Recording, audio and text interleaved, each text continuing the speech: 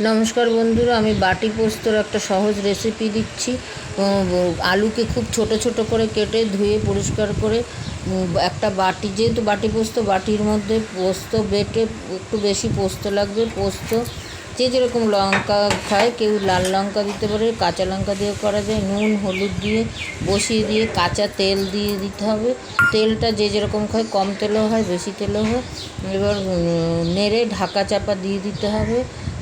তার আগে বাটি ধোয়া জল অল্প দিতে হবে এবং ঢাকা দেওয়া হয়ে গেলে তো খানিকক্ষণ বাদে 10 মিনিটের পরে তুলে দেখবে মাখা মাখা হয়ে গেছে। তখন নামিয়ে গরম গরম ভাতে পরিবেশন করুন, ভালো লাগবে। নিরামিষের দিনে খেতে খুবই সুস্বাদু।